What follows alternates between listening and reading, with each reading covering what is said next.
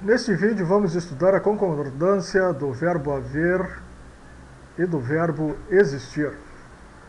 Esses dois verbos eles podem causar alguma confusão, tá?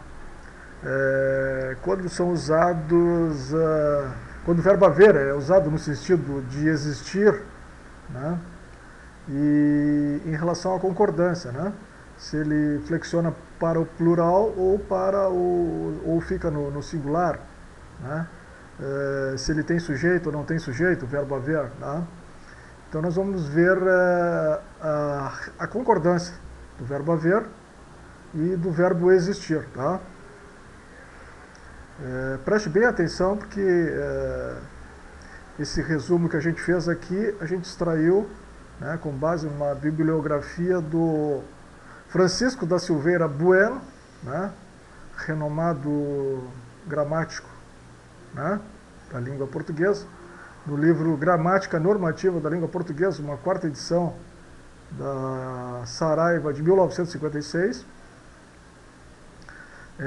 E ainda compilamos essas regras do novíssimo curso vestibular Nova Cultural, fala ciclo 3, página 48, de São Paulo, 1988, tá? Convido todos a acessarem o nosso blog aqui, estudando a língua portuguesa, blogspot.com.br, tá? Onde colocamos todos esses estudos que realizamos da língua portuguesa, tá? Então vamos lá, vamos estudar agora então essas regras fundamentais, tá? E essenciais, tá? Para que você tenha um bom desempenho quando da realização das provas de vestibular e concursos públicos, tá? Vamos lá então. A concordância do verbo haver e do verbo existir. Primeira regra: o verbo haver, quando usado no sentido de existir ou de acontecer, é impessoal. Ou seja, não tem sujeito. Ele é impessoal, não tem sujeito. E por isso fica sempre na terceira pessoa do singular, tá? Vejamos aqui nossos exemplos. Veja esse exemplo. Não havia alunos na escola. Aqui nós temos aqui.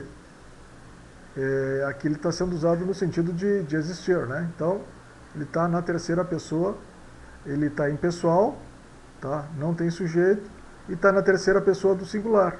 Havia, né? Aqui alunos, ele está no plural, né? O erro que poderia ocorrer aqui é a pessoa dizer não haviam alunos na escola, né? Tá? Mas o correto então é não havia alunos, apesar do aluno estar que é o objeto direto, que está no plural, né? Então, não havia, como ele está no sentido de existir ou de acontecer, né?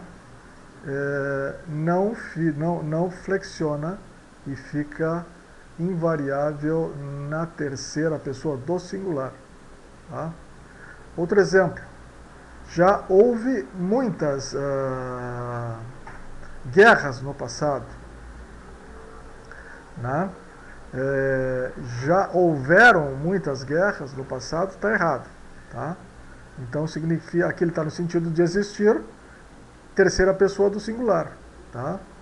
Apesar de o complemento aqui, objeto direto, está no plural, né? Que poderia nos induzir a usar o houveram, né? Na terceira pessoa do plural, não, né? Então, já houve muitas guerras no passado. Tá? Essa outra regra aqui, o verbo haver no sentido de existir e acontecer, né? Naquele mesmo sentido do item A, quando usado em locuções verbais, aqui uma locução verbal, pode haver, transmite a impessoalidade, né, para o verbo auxiliar. Aqui o verbo auxiliar é o pode, tá? Que também fica no singular. Aqui o nosso exemplo. Não pôde haver alunos, né? não puderam haverem alunos, né, ou puder aqui, né, como ele está no sentido de existir, haver, terceira pessoa do singular. Alunos, está no plural, né? Então, se o haver está no singular, o verbo auxiliar pode também fica no singular. Tá? Então, nessa locução verbal. Vejamos essa outra locução verbal aqui. Amanhã vai haver manifestações na cidade. Poderíamos dizer, amanhã vão haver manifestações na cidade. Errado, né? Vai haver, né? Vai haver manifestações. Porque vai existir, né? Haver aqui está no sentido de existir. Então ele fica no singular, né? Terceira pessoa do singular, e transmite essa impessoalidade para o verbo auxiliar. No caso é vai. Tá? Apesar de aqui estar no singular. Tá? O verbo haver fica no singular. Vejamos outra regra. Se o verbo haver, quando significa, ou seja, quando não significa existir ou acontecer, né, tem sujeito normalmente, com o qual deve concordar. Né? Então, sempre o verbo concorda com o sujeito, neste caso. Né? Se eles faltarem, eles, é o sujeito, né, está no plural, se haverão comigo. Tá? Então, sujeito plural, verbo plural. Né? Eles se haverão comigo. Tá? Por quê? Por que, que o haver está concordando com o sujeito? Porque haver não está no significado, não significa existir. Né? Eles se haverão comigo. Então, não estando no sentido haver, no verbo haver, ele não tendo o sentido de existir, ele concorda normalmente com o sujeito. Ele tem sujeito. Então, sujeito no plural, verbo no plural. Agora, o verbo existir. Tá?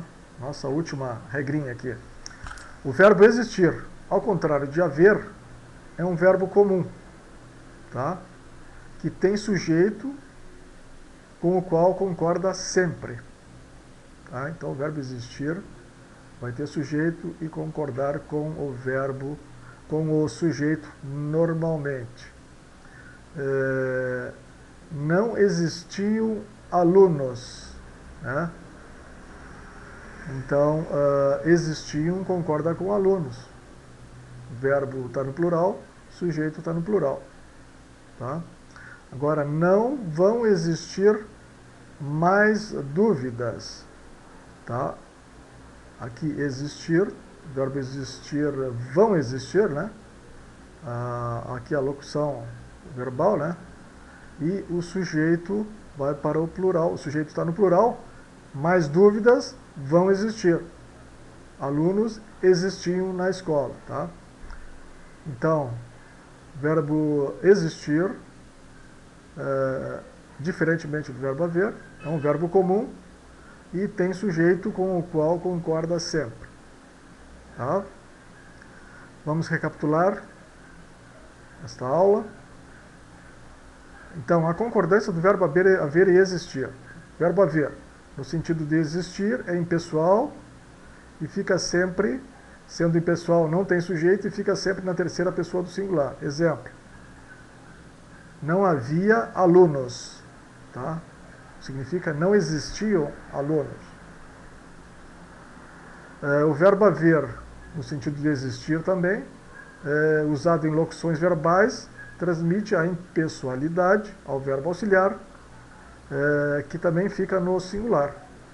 Pode haver alunos, tá? E não podem haver alunos. Tá?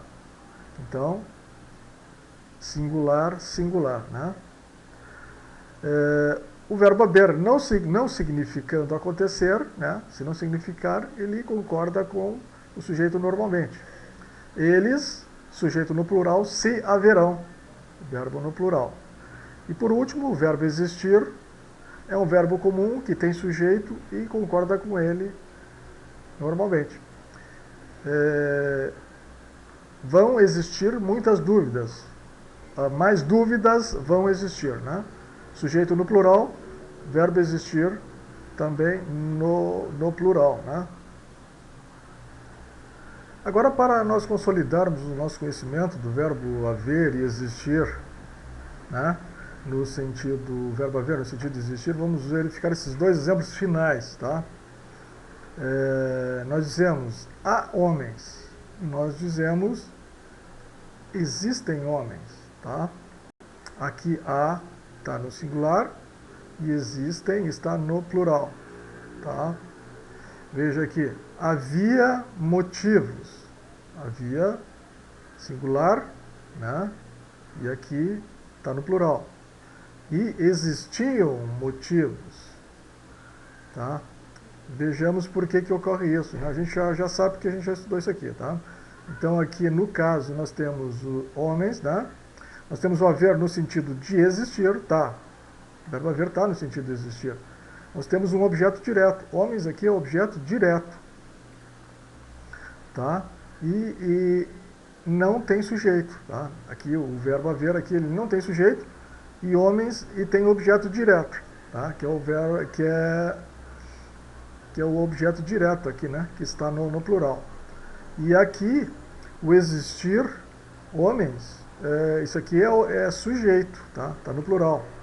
Então o existir ele está concordando com homens, né? Porque é o sujeito, tá? Então, como esse sujeito aqui geralmente ele está pós-posto, vem depois de existir e pode trazer, causa toda essa confusão, tá? Então nós temos que pensar da seguinte forma: o verbo existir ele vai concordar sempre com o sujeito, tá? E esse sujeito, que vem pós-posto ao verbo existir, tá? Se ele estiver no plural ou no singular, o verbo existir vai concordar com ele normalmente, tá? Então, resumindo, há homens e existem homens. O verbo haver, ele tem objeto direto e não tem sujeito. E ele é invariável. O verbo existir tem sujeito pós-posto e não tem objeto, tá? E varia, certo? Até a próxima aula.